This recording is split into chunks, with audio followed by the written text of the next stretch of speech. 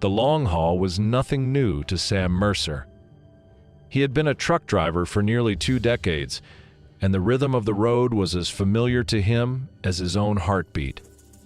He knew the tricks to staying awake, the unspoken rules of the trucker brotherhood, and the best greasy diners scattered across the country. But nothing in his years on the road had prepared him for what he would encounter on Route 47.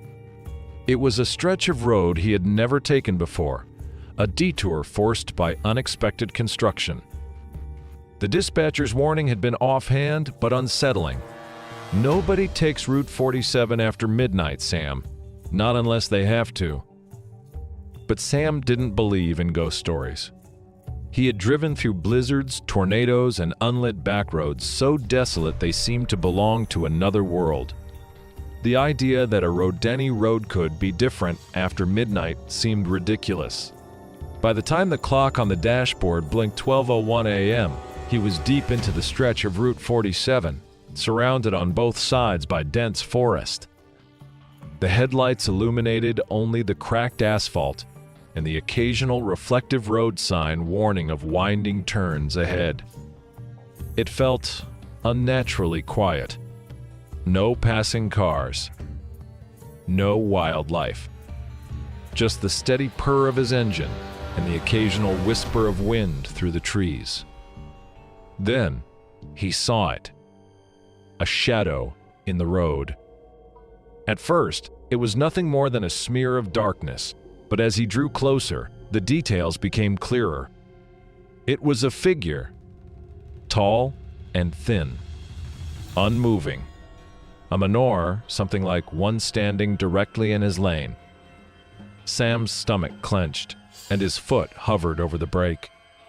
He blinked hard, but the figure was still there. As the truck barreled closer, it melted into the darkness, vanishing as though it had never been there. His heart pounded. His mind fought to rationalize what he had just seen.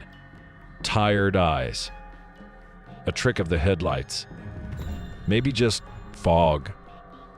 But the unease stayed with him. A few miles later, something flickered in his side mirror. He glanced at it briefly and felt ice bloom in his veins. The figure was back. But this time, it wasn't standing in the road. It was running beside his truck at 70 miles per hour. Sam's breath caught in his throat as he stole another glance. The figure was impossibly tall, its limbs too long, its head cocked at an unnatural angle. Its face was wrong. No features, just darkness where eyes and a mouth should have been. He stomped the gas pedal. The truck roared forward, but the shadowy form kept pace effortlessly. Its arms stretching, reaching Sam yanked the wheel hard, sending the truck swerving wildly. The trailer groaned as it threatened to fishtail, but finally, the shadow was gone. He glanced in the mirror again. Nothing but empty road. His breathing was ragged. His hands trembled. He had never experienced fear like this before, no, even when he had almost jackknifed on black ice in Montana. This was different. This wasn't natural. He needed a break. A moment to compose himself. And then, as if on cue, a gas station appeared up ahead. It stood alone in the dark, its neon sign buzzing faintly. Last stop 24 hours, Sam pulled in, his hands still gripping the wheel too tightly. The parking lot was empty except for an old sedan near the far pump. The windows were tinted too dark to see inside. He climbed out, stretching his stiff limbs, trying to shake the fear that clung to his bones. The station's interior was dimly lit, and the air smelled of stale coffee and burnt hot dogs. The cashier was an older man with deep lines on his face. He barely looked up as Sam approached. "Rough night?" the man asked, his voice hoarse. "You could say that," Sam muttered. He hesitated.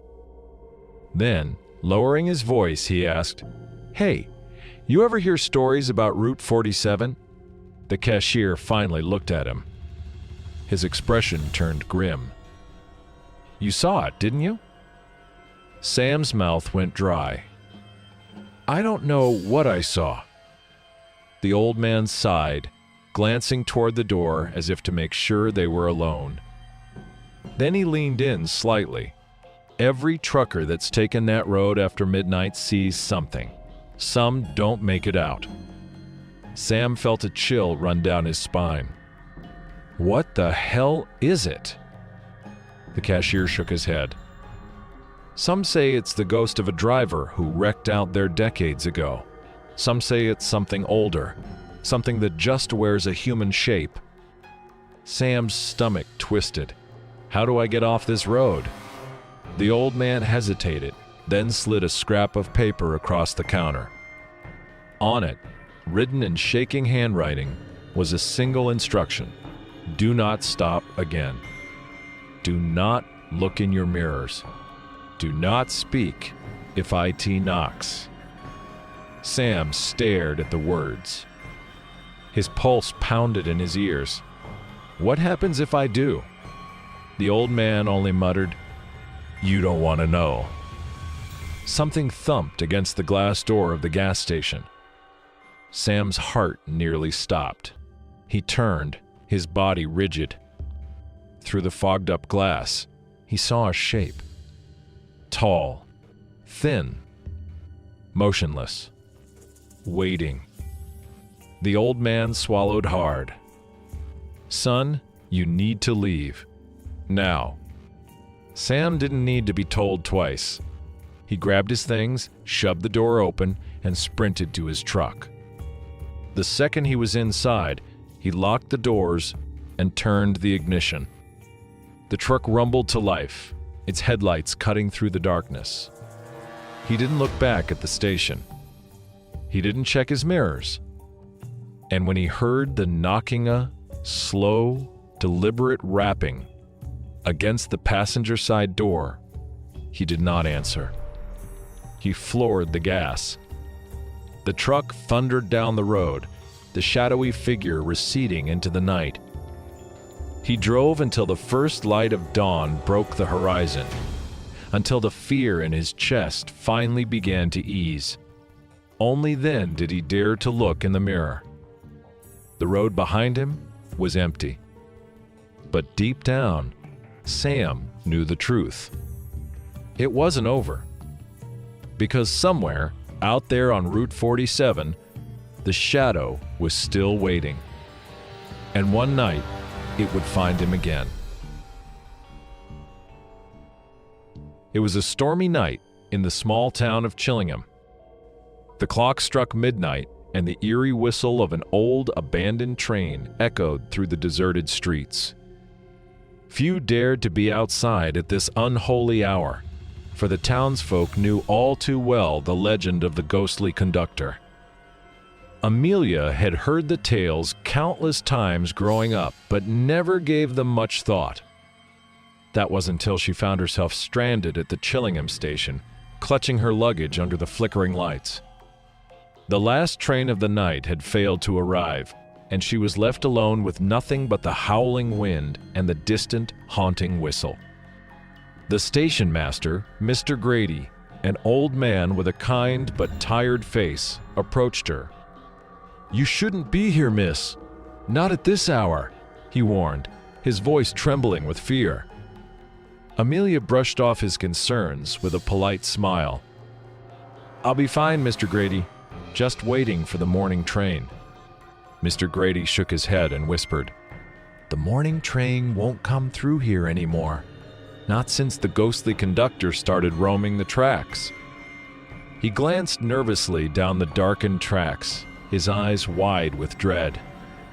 "If you value your life, leave this place now." Amelia, both curious and skeptical, decided to stay.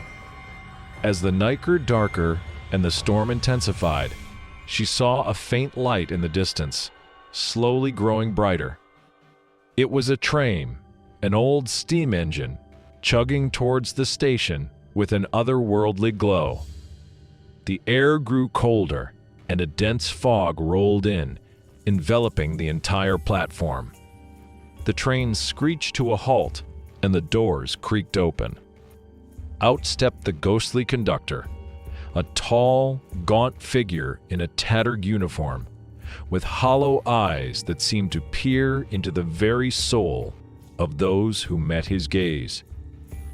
His skeletal hand reached out, beckoning Amelia to board the train. Fear gripped her heart, but her curiosity overpowered it. She hesitated for a moment before stepping onto the spectral train. The interior was dimly lit, filled with passengers who were mere shadows of their former selves. They stared blankly ahead, lost in a world between life and death. The ghostly conductor led her to a seat, his voice echoing through the carriage. "Welcome aboard, Amelia. Your journey has just begun." With that, the train lurched forward, and the haunted ride through the night commenced. Deep in the heart of the desert, where the sands whisper secrets to the night winds, there lies a stretch of road known as Route 13.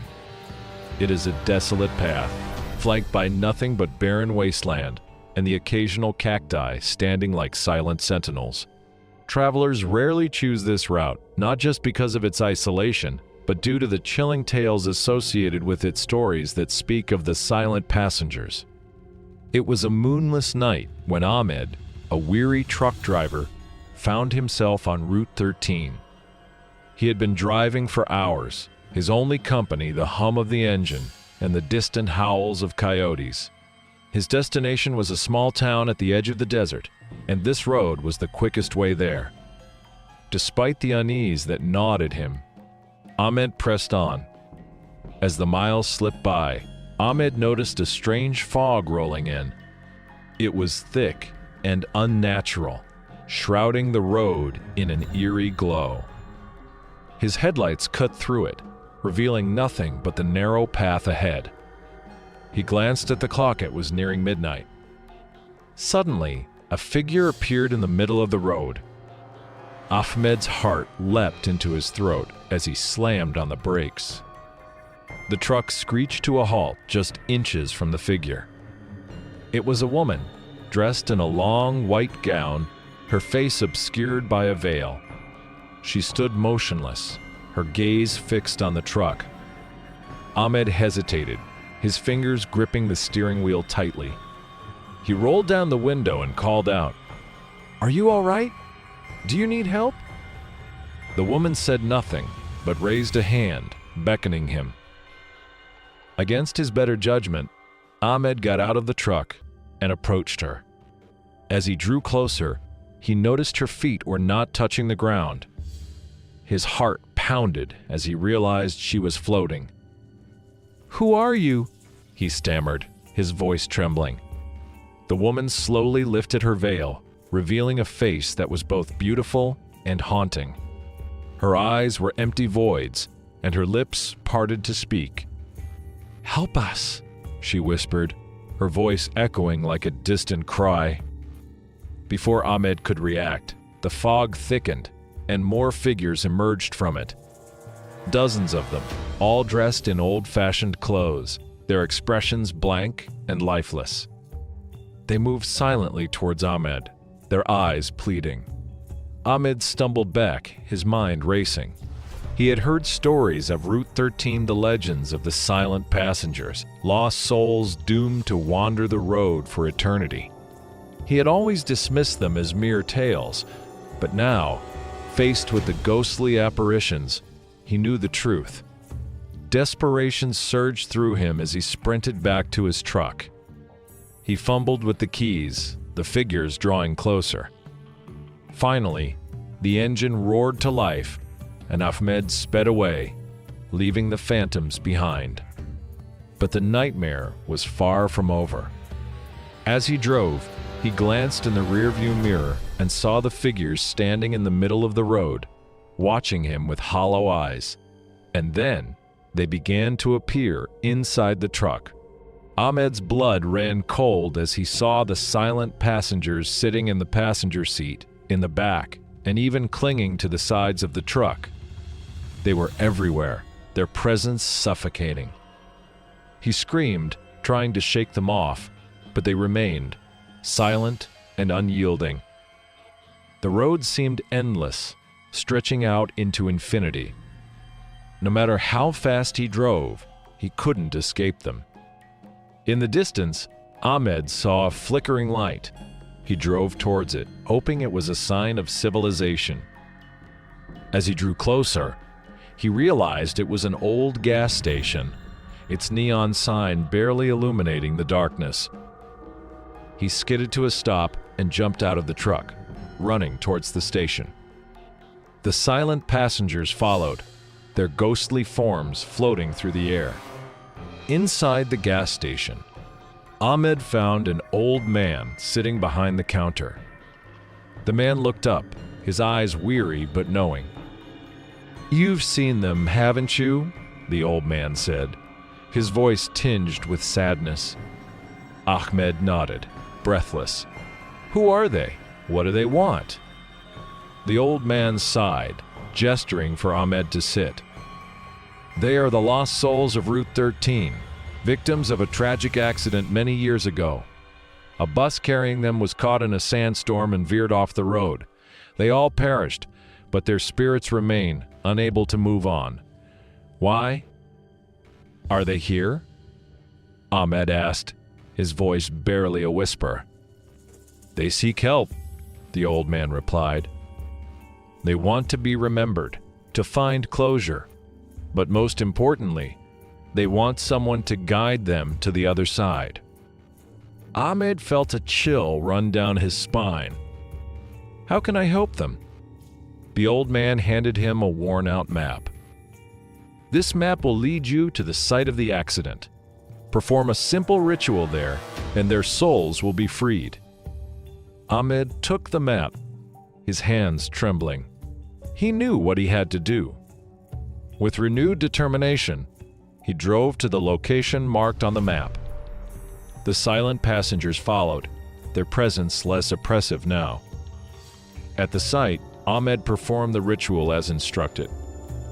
He lit candles and recited the old incantation, his voice echoing through the empty desert.